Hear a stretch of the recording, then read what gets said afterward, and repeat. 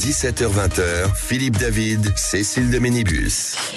Et autour de cette table, nous avons Serge Lama. Ah non, pardon. Eric Revel. Coucou. Journaliste et écrivain, auteur de ces Mozart qu'on assassine aux éditions Ellipse. Je vous en prie, dis son mauvais sosie. Écoutez, le sosie de qui? Eric Revel. Ah bah oui, non. Non, Eric Revel est plus beau. Oui. Hein? Il est surtout plus jeune. Oui. Bon, bah. Allez, bam. Sébastien Ménard, éditorialiste et entrepreneur dans la food tech. C'est moi. Attendez, mais laissez-moi parler. Bruno Pomar, ancien membre du RAID et maire de Belleflou. Et tout de suite, c'est Seul contre tous. Les vraies voix Sud Radio, Seul contre tous. Et mon cher Sébastien Ménard, on vous a beaucoup entendu, mais on va vous entendre encore. Vous dites que vous voulez réagir sur ce qu'a dit Maud Bréjon ce matin, qui dit que face à Trump et à Poutine, et face aux prédateurs, face aux grandes puissances, on a de la chance d'avoir Emmanuel Macron. Donc j'aurais pu le souffler à Maud Bréjon, parce que c'est exactement ce que je pense. Et c'est exactement ce que pense une partie honnête, sincère de la classe politique française. Et je vais même vous dire qui. Par exemple, vous écoutez Valérie Pécresse, elle vous dira, Valérie Pécresse, on peut pas la taxer d'être macroniste. Elle est tout sauf ça. Elle a dit, évidemment, le président de la République, sur ce qu'il fait en France, il y a beaucoup à dire. Il y a peut-être tout à redire. Mais en tout cas, sur la scène internationale, il y a rien à dire. Voilà. Parce que le rôle de la France, c'est effectivement d'avoir une position dissonante.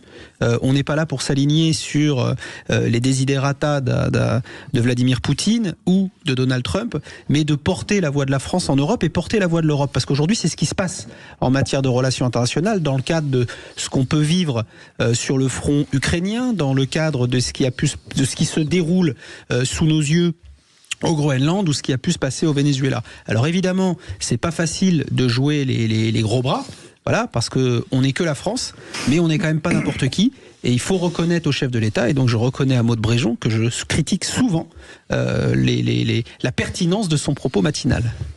Mon Dieu. Ouais, ça s'appelle. Alors attention, radiophoniquement, non mais il va arrêter.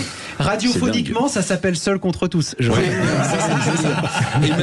rappelle ce livre, c'est Mozart qu'on assassine aux éditions. Voilà, ça c'est. Emmanuel Macron porte donc la voix de la France à l'international. Et de l'Europe. Non, pour l'instant, il porte une paire de lunettes. Vous voyez, c'est tout à fait différent. For sure. Il porte une paire de lunettes. Et c'est bien le problème. C'est-à-dire que quand vous êtes un peu léger sur le fond, vous soignez la forme.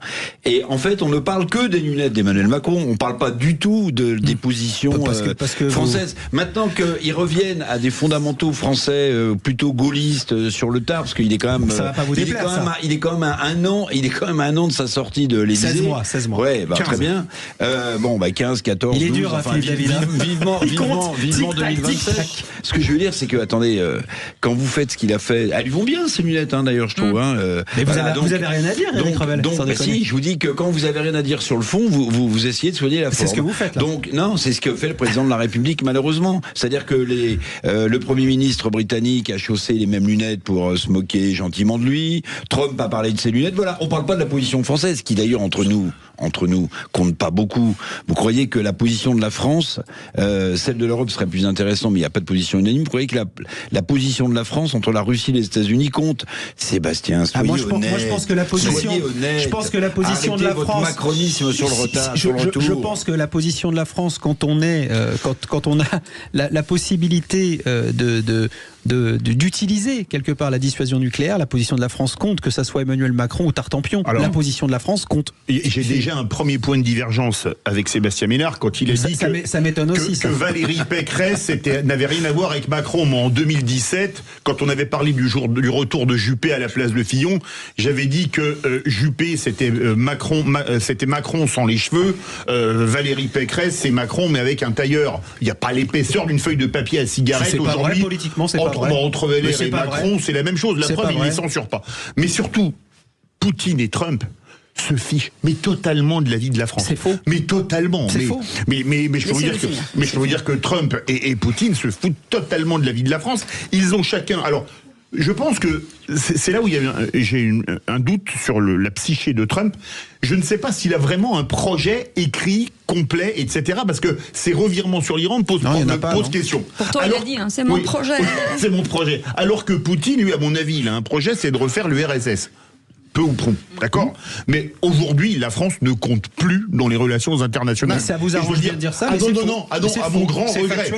À mon grand regret. Allez, je vais finir d'enterrer Sébastien, mais Non, ça me fait de la peine parce que non mais il a le droit d'être macroniste. Attention, chacun choisit son camp, mais repenti. Alors je sais qu'il va y avoir un remaniement puisqu'il va y avoir une nomination de ministre. Il aura peut-être possibilité. J'ai déjà d'avoir refusé.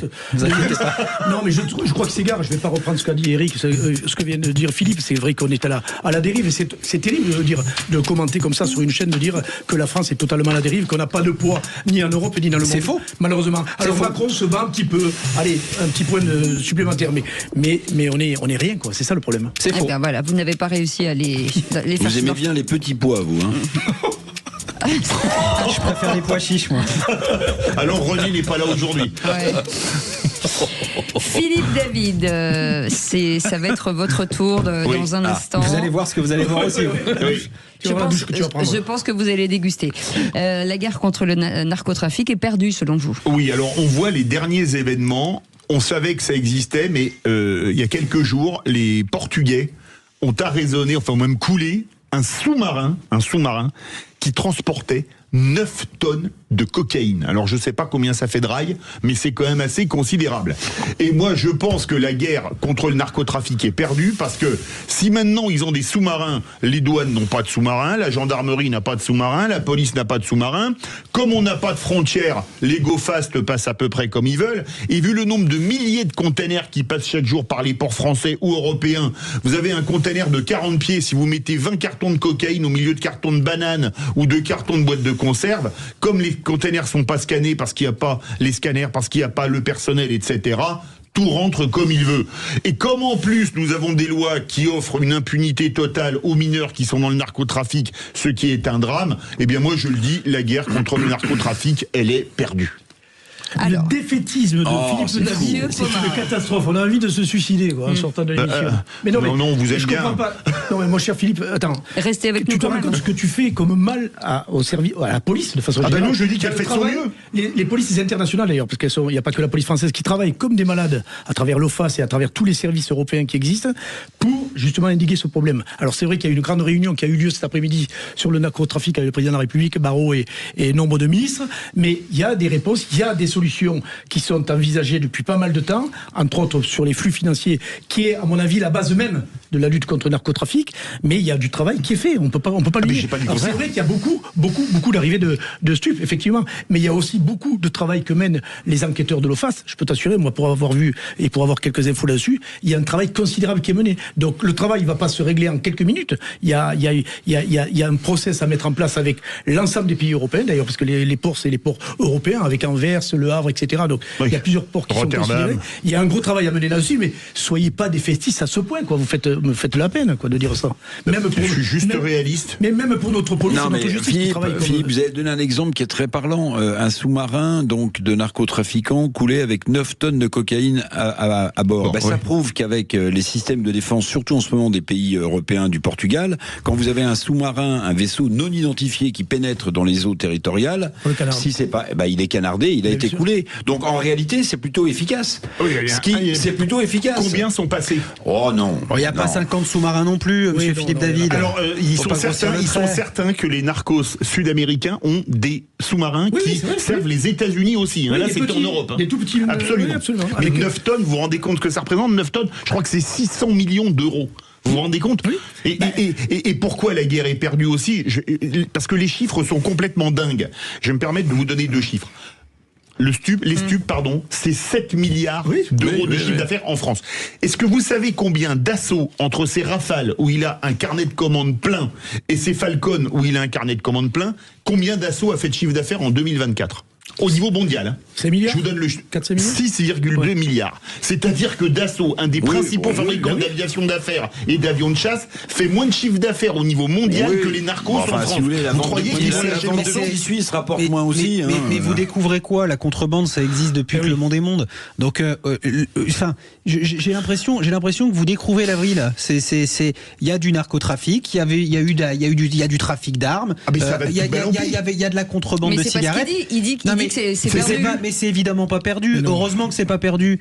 Mais vous vivez où? On n'est pas dans une narcocratie. Ah bah si, dans certaines villes, bien sûr que oui. Mais ça c'est un autre débat. Monsieur le maire est là. Ça dépend d'un alignement. Ça dépend de la volonté politique. Ça dépend des moyens mis par l'État. Vous croyez que ça amuse les forces de l'ordre de reculer dans les cités, dans les banlieues? Je vais vous dire une chose. Regardez le film Bac Nord. Sébastien Ménard, la drogue, c'est pas que dans les banlieues. Oui. Et puis, je tiens à dire une chose. Les cartels sud-américains ou les trafiquants de cannabis du Maroc vont plutôt à Marseille qu'à Belleflou, comme on a Bernard Belleflou avec nous, soit dit en passant. On est d'accord, mais s'il y avait une vraie volonté politique de nettoyer Marseille, ça serait fait. C'est pas le cas. Mais pourquoi on ne fait pas alors? Ça, c'est un autre débat. Macron n'a pas eu la volonté avec son Grand Marseille, il n'avait pas la volonté politique, parce que le président bien aimé, parce qu'on a du mal à bousculer l'ordre établi, que ça soit un ordre légal ou illégal. En l'occurrence, il est très illégal, que on sait que ça nourrit une très grosse partie de population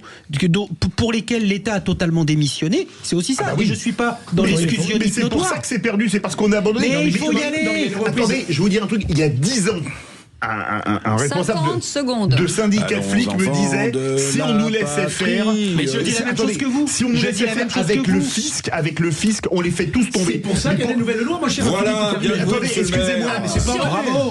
Pourquoi est-ce qu'on a attendu 10 ans pour les voter ou 20 ans pour les voter? Mais voilà, ça c'est la bonne question.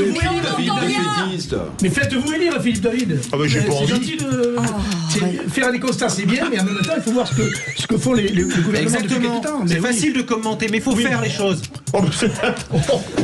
Dit par un admirateur du président qui a marqué l'impuissance la plus totale. Philippe David, vous êtes seul contre tous. J'ai l'impression ils ont oublié que vous étiez co-animateur de cette émission, donc vous aviez un pouvoir sur les vraies voix. Qui ne reviendra pas? Tous les trois. Vous êtes le maillon faible. L'Académie du 9 avec Catherine Croix. Allez, vous restez avec nous, c'est un sujet que vous allez aimer. Justement, l'info en plus dans un instant, le ministère de la Justice annonce que les saisies d'avoirs criminels ont atteint 1,44 milliard d'euros en 2025, un chiffre en hausse de 11% par rapport à 2024. Et ça, c'est une balle dans le camp de nos amis, de nos amis vraie voix, pas de la vôtre. Pas de la vôtre, Philippe David. Et bim. Sud Radio. Sud Radio. Parlons vrai. Parlons vrai. Parlons vrai.